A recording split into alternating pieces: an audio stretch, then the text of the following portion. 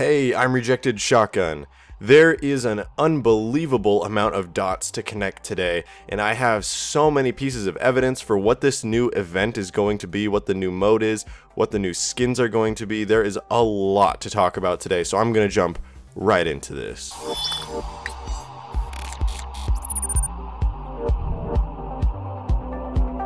So this morning Blizzard released a brand new comic that has to do with the Overwatch storyline and events that occurred before Overwatch's collapse. It's an absolutely fantastic comic and I totally recommend you read it. There's an animated version of it with music and sound effects in the description below, so definitely check that out if you haven't. Now this comic is going to tie in heavily with the new event that's going to be released on April 11th.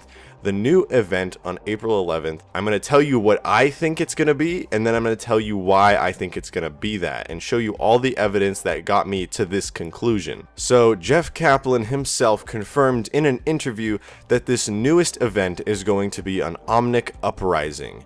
Now, in the comic, if you've read it, you'll know that the Omnic Uprising was something happening in London, in King's Row, and there's a big power struggle going on involving Omnics and humans. Now, one of the things we learned in this comic was that Tracer's name is Lena Oxton. Now, while that isn't completely relevant, or it won't seem relevant for now, keep in mind that Tracer's name is Lena Oxton. Her last name being Oxton will be relevant. So, 36 years ago, almost exactly, on April 11th, 1981, there was something called the London Riots, and a lot of people called it the Brixton Rising, which I'm sure you can draw a lot of similarities between that and some kind of Omnic Uprising happening in around the same area. So that is the Brixton Rising London Riots that occurred April 11th, 1981. So it is now soon going to be April 11th when the new Overwatch update comes out, and they have another uprising happening in the Overwatch universe. So I'm assuming that they're going to draw a lot of similarities between the real world events of the Brixton Rising and the Omnic Uprising in the Overwatch universe. I think it's a very good chance that they drew a lot of inspiration from the real world events, and I would not be surprised if a lot of the events that happened in that real world event would be mimicked or mirrored in this Overwatch event. Now, a lot of the Overwatch dev team is really excited about this update, and one of the character designers, who is assumed to be working on a lot of new skins and new characters, says, "This is the best thing we've worked on since launch." Since launch. That means better than the Summer Games with Lucio Ball, better than the Halloween event with Junkenstein's Revenge, better than the May event with the Christmas stuff, even better than Capture the Flag, which is the Lunar New Year. So apparently this is better, in his opinion, than all these other events that they're doing, which says a lot because, as I'm sure a lot of you guys know, I loved the Halloween event, and I think that was the best event that was done so far. And what's really cool about that is that Jeff has been talking a lot about the Halloween event, Junkenstein's Revenge, and what they learned from it, and what the event and the mode that they added taught them about Overwatch and what they can pull off in the future. So, all of this is going to tie together in a way that's about to click in a crazy way. So, King's Row got a lighting overhaul a week ago. The map King's Row was the first Overwatch map that was ever made and completed, and it was in the beta for a long time. Now, Blizzard went through and they overhauled King's Row. All the lighting on the map, if you go in there, you will notice that it has been changed a little bit. It's fairly subtle, but the lighting has been changed, and you will definitely notice that the map feels a lot cleaner. You might notice certain textures more, colors might pop a bit.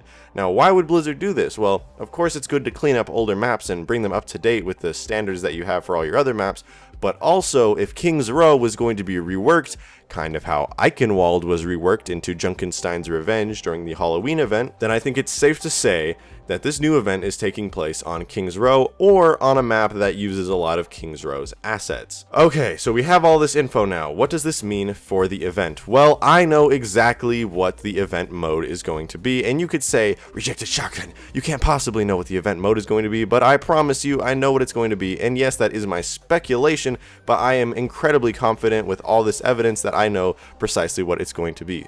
What we're going to get is a King's Row Horde mode where we fight waves of Omnics from the Omnic Uprising, and I assume we're going to have to protect an objective very similar to how Junkenstein's Revenge went.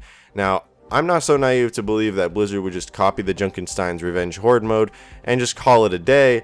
I think there's going to be a lot more to this Horde mode, and it's going to be very, very unique.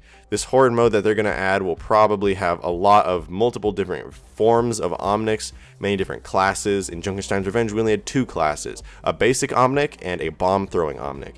I have a feeling that with all the time they've invested into this event and how long they've probably been thinking about doing the next Horde mode, they probably have a lot more different types of classes for these Omnics, and it will make the fighting a lot more interesting.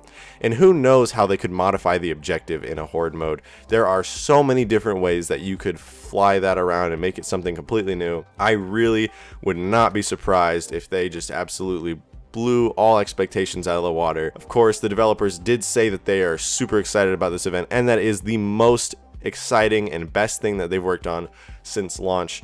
So I have a feeling this is going to be the best event yet, and I have my expectations and my hype on a train ready to go. There are no brakes on my hype train. I am excited. One of the best parts about having an event is the new skins that are released alongside it. And oh boy, if the new comics and the appearances of the characters in the new comic has anything to say about these new skins, I think this is going to be my favorite, absolute favorite event so far, based on the skins alone.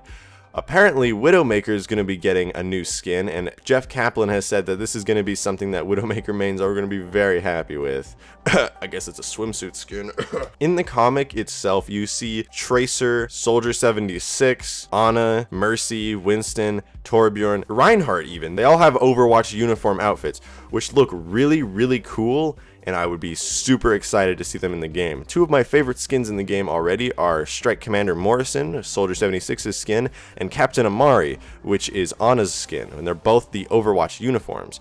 Reaper has one as well, which is his Blackwatch Ray's skin, but honestly, it's alright. I like it, but it doesn't really fit with his character in game that much. That's just my opinion. But anyway, I'm super excited about this event. Let me know in the comments what you guys think this event is going to add and what skins you would really like to see, because there is a lot going on in this event. If you enjoyed this video, I strongly recommend you check out some of my other videos. I've been covering all the Overwatch news for the past few months, and I've been keeping up to date with all the most important information that you want to hear. So if you've been enjoying this content, I would really appreciate it if you subscribe, or at least leave a like on this video if you liked it. Anyway, that's all I got for today. Thanks for watching, and have a wonderful day.